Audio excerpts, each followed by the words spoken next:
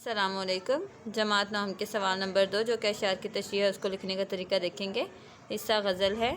میں نے مانا کہ کچھ نہیں غالب، مفت ہاتھ آئے تو برا کیا ہے۔ یہ غزل کا مقطع ہے۔ مقطع کہتے ہیں اس شعر کو، غزل کے آخری شعر کو جس میں شاعر اپنا نام یعنی کہ تخلص یوز کرے، اسے کہا جاتا ہے۔ دوسرا یہ بھی حقیقت پر مبنی ہے کہ جو چیز مفت میں ہاتھ لگ جاتی ہے، مفت میں حاصل ہو جاتی ہے، اس کی ناقدری کی جاتی ہے۔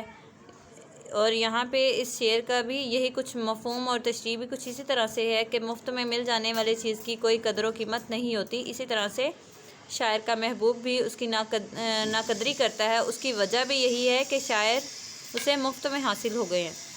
تو شاعر کا نام ہے مرزا اسد اللہ غالب۔ مفہوم ہے اگرچہ غالب کی دنیا میں کوئی حیثیت نہیں، لیکن مفت ہاتھ لگ جائے تو کیا حرج ہے۔ اس میں تشریح ہے۔ شاعر کے انداز بیان میں عاجزی کا اظہار ہے۔ بیان سادہ ہے لیکن انفرادیت قائم ہے۔ شاعر کہتا ہے کہ میں تسلیم کرتا ہوں کہ تمہارے سامنے حقیر اور ادنا ہوں اور تمہارے نزدیک میری کچھ حیثیت نہیں۔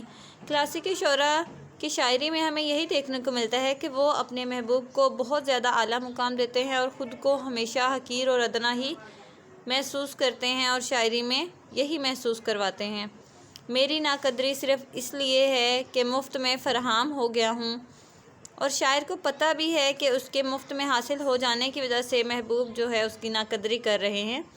اور اس میں ایڈیشنل شعر ہے۔ دل لے کے مفت کہتے ہیں کچھ کام کا نہیں، دل لے کے مفت کہتے ہیں کچھ کام کا نہیں، الٹی شکایتیں ہوئیں احسان تو گیا۔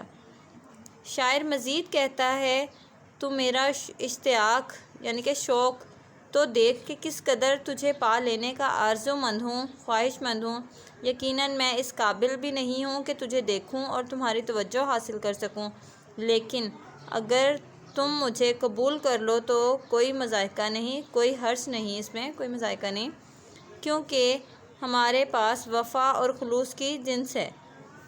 وفا اور خلوص ہمارے پاس بہت زیادہ ہے اور اس کی جنس پائی جاتی ہے ہمارے اندر، اس کی خوبی پائی جاتی ہے، لیکن بقول محسن نقوی ہم ایسے خاک نشین کیا لبھا سکیں گے اسے، ہم ایسے خاک نشین کیا لبھا سکیں گے اسے، وہ اپنا عکس بھی میزان زر میں تولتا ہے۔